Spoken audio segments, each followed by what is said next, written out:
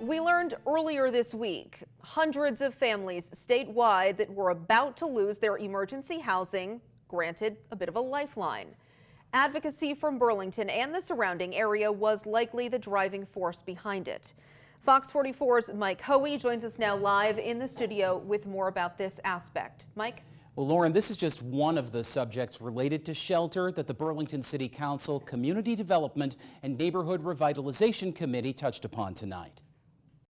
A round of mass evictions from the pandemic-era hotel housing program took place at the start of this month.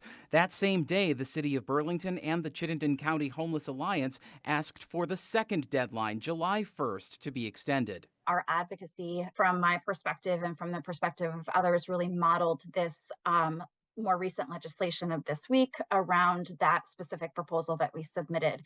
And instead of implementing that for Chittenden County, actually spread that statewide. About 1,200 households now have an extension if they meet several conditions. Sarah Russell says Burlington also recently applied for funding to operate the Elmwood Avenue shelter pods. It was a nearly $1.4 million request to Vermont DCF's Housing Opportunity Grant Program. The budget that they proposed back to us was about $200,000 under what we need to operate.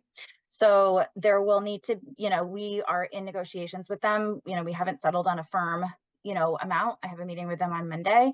American Rescue Plan money the city has set aside will likely be enough to bridge that funding gap, but Russell believes this is emblematic of the state not funding shelters appropriately. Or level funding year after year after year after year. And, it's still saying like, oh, we need more people to take on emergency shelter. Well, when you can't get 100% of what you need to operate an emergency shelter, who in their right mind would take that on? City Councilor Zariah Hightower expressed frustration Thursday night, not just with the federal and state levels, but with her own level of government. I just feel like by passing the budget that we're about to pass, we're saying we just think all of the things that we're doing is more important than housing, like these folks in our community who have no other, who are afraid to go to sleep at night, like in a tent.